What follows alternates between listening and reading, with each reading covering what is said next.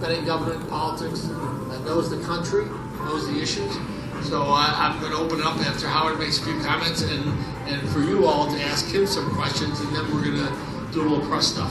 Changing politics are a good idea. One is that I don't believe politicians should be able to write their own job descriptions and then step into them.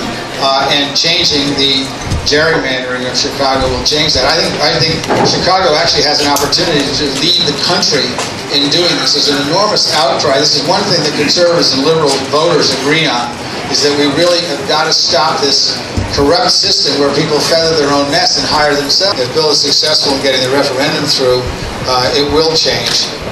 In California, for example, has already adopted bipartisan or nonpartisan gerrymandering or drawing of the districts. This notion of districts that look like spaghetti or worse is ridiculous. It doesn't serve the public to do that, and it shouldn't be done that way, and politicians should write their own job descriptions. I've come to like the idea of term limits. I didn't like it for a very long time. We don't have term limits in Vermont, but we do have 2-year terms. That's just two of the reasons that I like to support Bill on policy.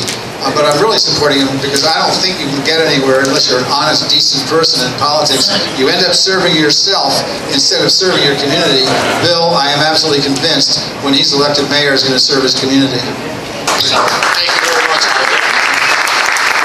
Howard ushered in a new era of grassroots organizing and used the internet to create the kind of movement that carried Barack Obama to the White House in 2008. He changed the modern Democratic Party with his understanding of what it means to be inclusive, and that's why we're here today. He is known for his 50-state strategy. He believed that progressives should compete in every state. Since then, we've seen that strategy bear fruit in races all over our country, particularly in the midterm election in November that returned the House to the Democratic Party. My campaign, and I have been out in the neighborhoods throughout our city, every one of them, all 77, since September, talking to people across the city about crime, schools, taxes, and the future of our city. We've also talked about corruption. Howard is a champion of ethical government. As governor of Vermont for 12 years and as a candidate for president in 2004, he always made honest, open, and transparent government his priority. So I'm pleased that he has joined me today for an important announcement. A few weeks ago, as many of you may remember, I called for cutting back the size of our city council from 50 members to 15. Every other city in America, big city, except New York, has fewer than 17 members of their city council. I also called for an independent redistricting commission, term limits, a ban on family members doing business with the city, and a prohibition on outside income. You can see the full list of the reforms on my website. We've seen too many city scandals here in Chicago, including the most recent ones. And we would not be surprised if there's more coming. With each new scandal, everyone pays lip service to reform. But the system stays the same. And I believe strongly that it's time for fundamental change. Years ago, city services were delivered totally through the aldermen. And they were essentially like mini mayors of their wards. That has all changed. Today, services are tracked online and delivered in grid system rather than following complicated ward boundaries. Instead of aldermen delivering city services and single-handedly approving developments without any real consideration for our citywide goals and challenges, they should be more like a legislative body that weighs in on policy and the future of our city. They should balance the executive branch, not try to copy the executive branch. So today I'm calling for a citywide referendum in November 2020 to shrink the city council from 50 to 15 and empower an independent commission to set ward boundaries. Let's put it to the voters of Chicago. They deserve to have a voice in this effort. And it is very timely because there is a new census coming in 2020. The results of that census determine many things. State and congressional representation, state and federal funding, even the way scientific research dollars are ultimately spent. businesses use census data to decide where to build their stores and sell their products. And I'm pleased that the courts have ruled that there will be no citizen question on the census. Everyone must be counted. As Commerce Secretary for President Clinton, I ran the 2000 census. I know how it works. And there will be no undercount in Chicago if I am mayor of Chicago. And then we can push forward with reforms to make our government more responsive and effective. The census will be used to set the ward maps for Chicago.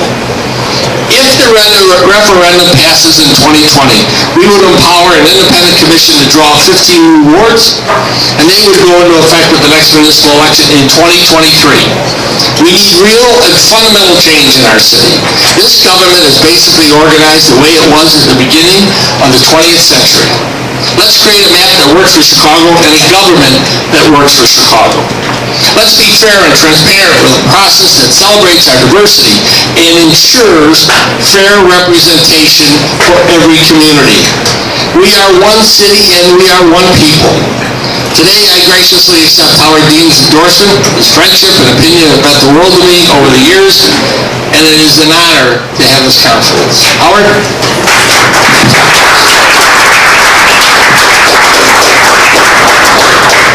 Bill, thank you very much. I am a proud progressive, and I don't know if there's a progressive way to fill a pothole, but there is a progressive way to run a government, and Bill Daley sounds to me like he's going to do exactly that. Over the years, I've come to know Bill first as Commerce Secretary when he was with President Clinton, and then as his Chief of Staff. When I ran for President, I paid a lot of attention to what Bill said because he knows politics from the inside out, and he is not a career politician. He had another career, but when he was called, he stepped up and served his country.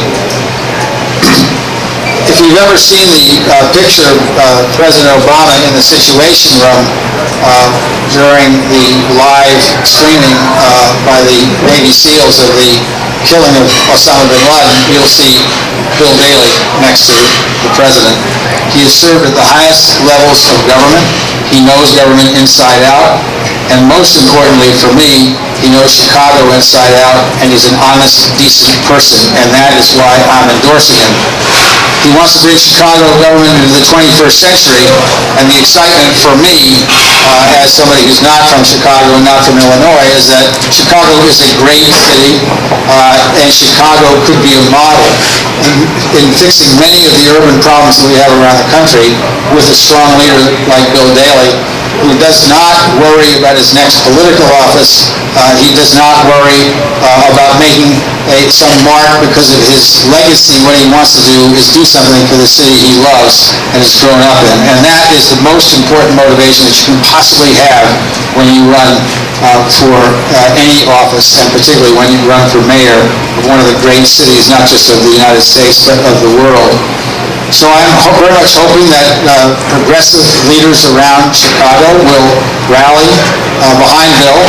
I think for too long people have been asking, is Chicago ready for reform? The only way you get Chicago ready for reform is by electing a mayor who wants to bring Chicago into the 21st century with reform. Thank you. Thanks.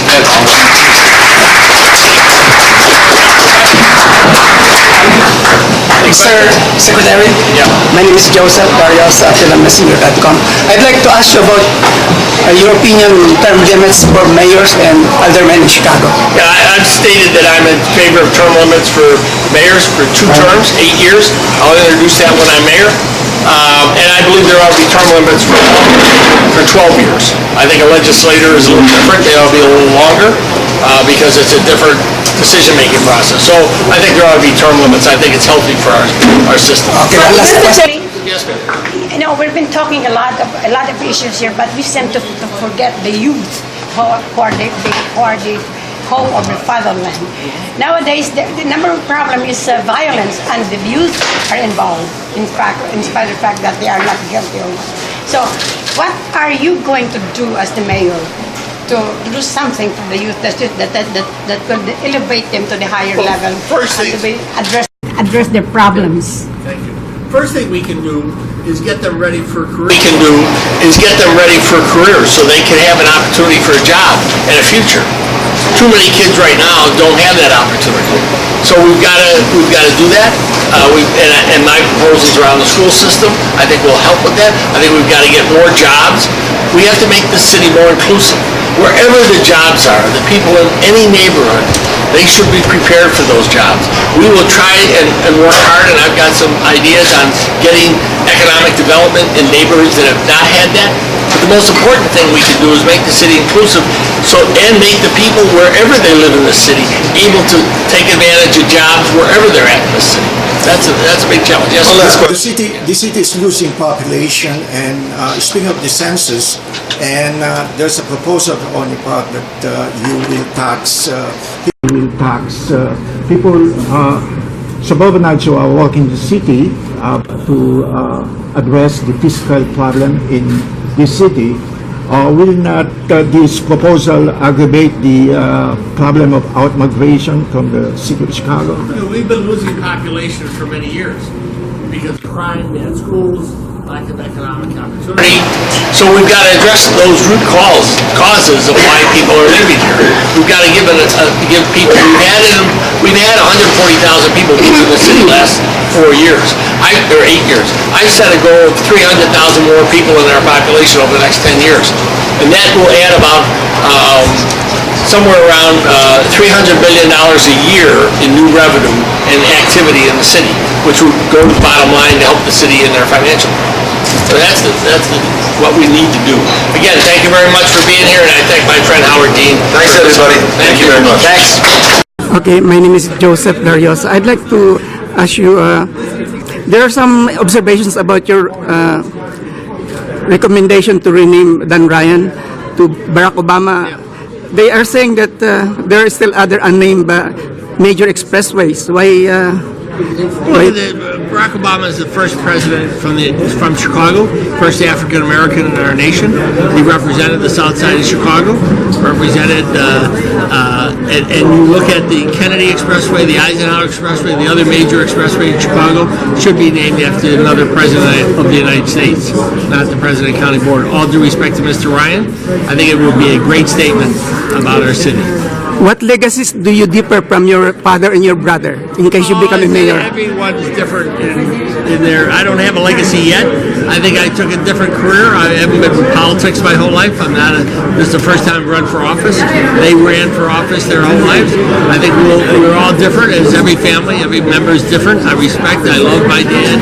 I love my brother Rich. I think they both dedicated large chunks of their lives to the people of Chicago, and I'm proud of them. But I'm different, as everyone's different from their siblings. So thank you. Thank you very much. Videography, video editing and reporting. This is Joseph Gelariosa of the FilmMessenger.com in Chicago, Illinois.